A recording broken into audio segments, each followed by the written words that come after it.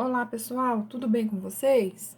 Gente, hoje a gente vai dar introdução ao estudo da química, né, com um assunto que se chama estrutura da matéria. Então, a gente vai conhecer os primeiros conceitos, o que é química, né, o que envolve.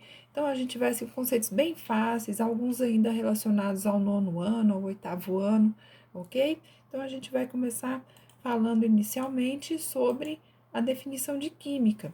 A química é uma ciência que surgiu da curiosidade humana. As pessoas queriam saber a composição das coisas, como era o funcionamento. Então, ela é definida como a ciência que estuda a matéria, suas transformações e as energias envolvidas nesse processo.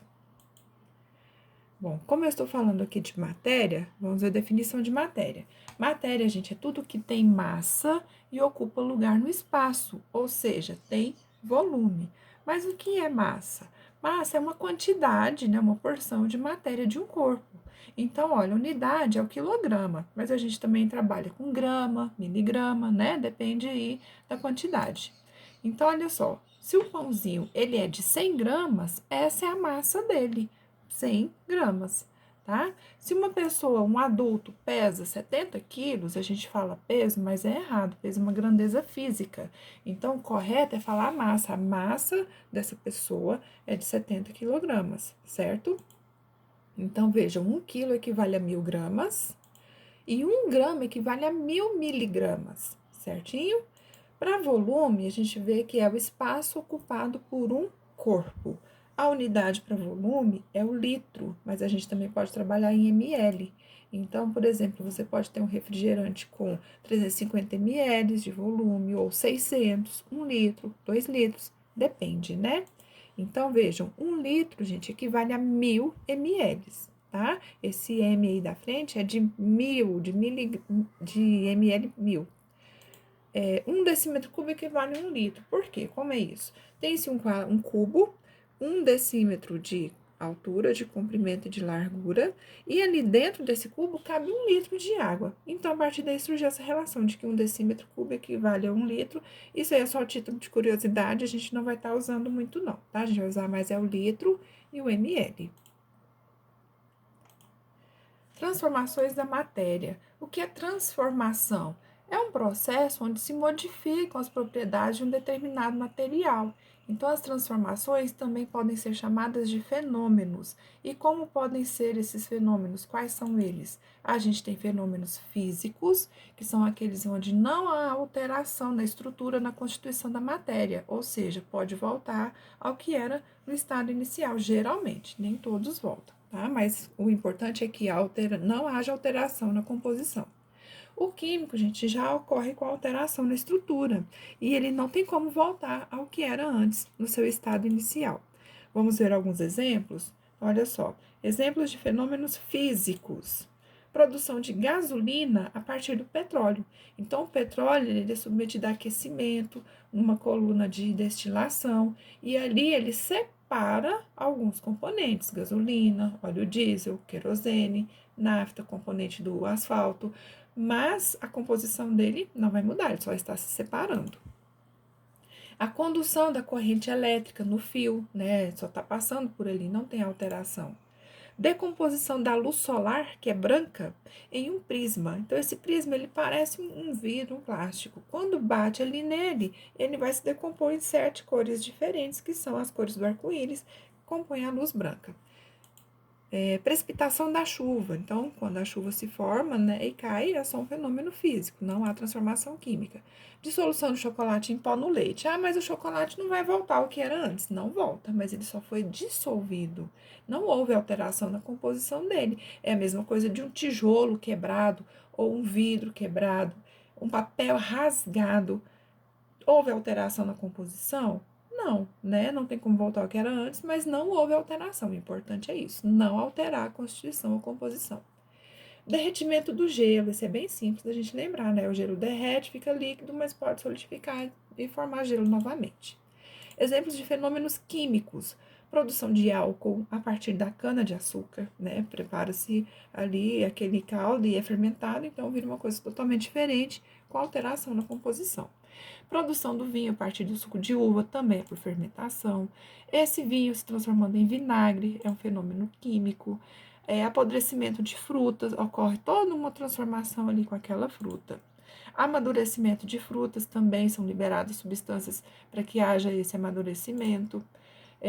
Cozimento de ovo ou qualquer outro alimento, a composição é alterada. Formação de ferrugem em um portão ou qualquer outro objeto de metal.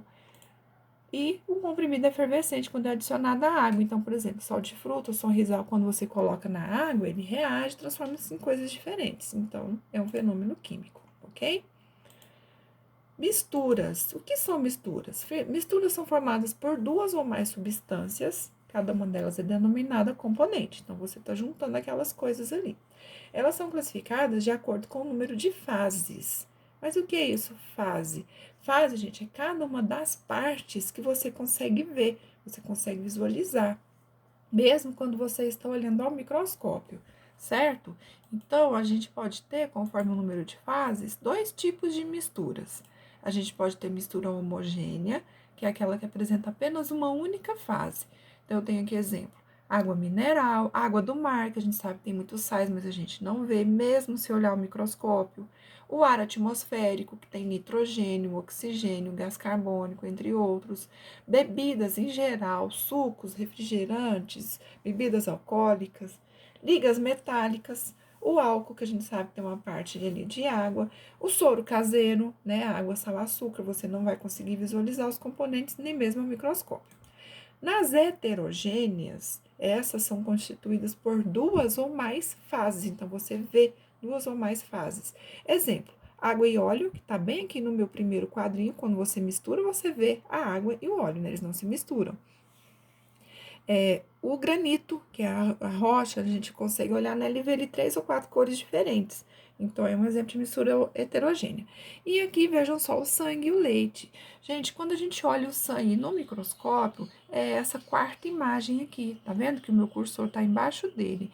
Então, quando a gente olha o sangue na plaqueta, a gente consegue visualizar glóbulos brancos, vermelhos, né, as hemácias, plaquetas. Então, você vê partes diferentes, é heterogênea. Se eu coloco sangue na centrífuga, que é tipo centrífuga de máquina, né? Coloco os tubinhos lá dentro, ela vai girar. Olha o que vai acontecer. É assim que fazem exames. Separa-se a parte aqui, né? Mais avermelhada, das glóbulos vermelhos. Aqui é a parte dos glóbulos brancos e aqui em cima o plasma. Tá vendo? Então, separou partes, é heterogênea. Outro exemplo também é o leite. Quando a gente pega aquele leite purinho lá, tiradinho, né, na fazenda, da vaca na fazenda, e você ferve, quando ele ferve, você consegue ver aquelas bolinhas de gordura por cima do leite. Então, você tá vendo uma parte diferente? Então, é heterogênea. Quando você submete esse leite a esse mesmo processo aqui de centrífuga, vai ficar tipo esse que tá aqui, ó, na terceira imagem.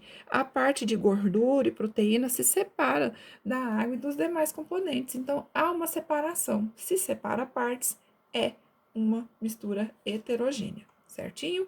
A gente vai agora assistir a um vídeo para a gente poder compreender melhor essa questão de homogênea e heterogênea, que está naquele site ali. Olá, tudo bom? Meu nome é Ana Clara e hoje nós vamos aprender sobre misturas. Para o experimento de hoje, nós vamos precisar de água, álcool, óleo vegetal, alguns recipientes para misturarmos as coisas e corante, mas para misturar as nossas substâncias. Para que a gente vai usar o corante? Como a água e o álcool são líquidos incolores, a gente vai usar o corante para dar um efeito visual mais legal, para a gente conseguir enxergar então aonde que está a água e onde está o álcool quando a gente misturar eles. A água. E vou colocar algumas gotinhas do corante azul para a gente conseguir enxergar aonde que está a água, né? E no álcool eu vou usar o corante vermelho.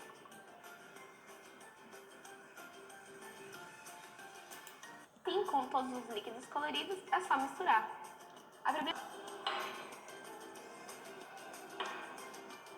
E olha só o que a gente tem aqui. Nessas duas misturas, conseguimos ver exatamente onde está o óleo e a água, e o óleo e o álcool. Por isso, nós conseguimos classificar as substâncias em substâncias heterogêneas, pois tem duas fases, duas coisas que a gente consegue enxergar separadamente nessas misturas. E hétero significa diferente, Portanto, se temos duas fases diferentes, temos uma substância heterogênea.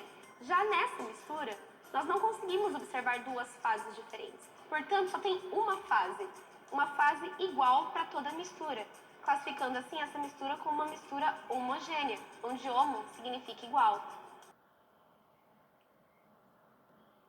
Viram só, pessoal, que legal? Ali no vídeo deu para a gente compreender bem, né? Visualizar bem o que é a homogênea, como uma fase, onde a gente mistura tudo ali, não consegue distinguir, e a heterogênea, ok?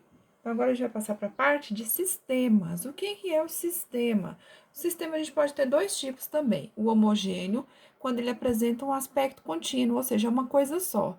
Um exemplo disso é a garrafinha de água mineral com gás, quando ela está fechada, a gente não consegue visualizar as bolinhas, né? Então, aquilo ali é um sistema homogêneo. A partir do momento que você abre, que você já está vendo as bolhas ali, já é um sistema heterogêneo, porque ele é constituído de duas ou mais fases. Então, se você tem água com sal dissolvido, sal não dissolvido, que fica ali no fundo, gelo, então você tem ali dois componentes e consegue ver três fases. Nem sempre o número de fase, que é a parte que você vê, corresponde ao número de componentes, né? Olhem só os exemplos aqui. Aqui a gente tem óleo, água e gelo, né? Aqui, água gaseificada e gelo. Aqui a gente já tem óleo, gelo, água salgada, que a gente não tá vendo as partículas de sais, e granito. Então, veja, eu tenho 5 componentes e 4 fases, certinho? Então, aqui a gente vê sistemas.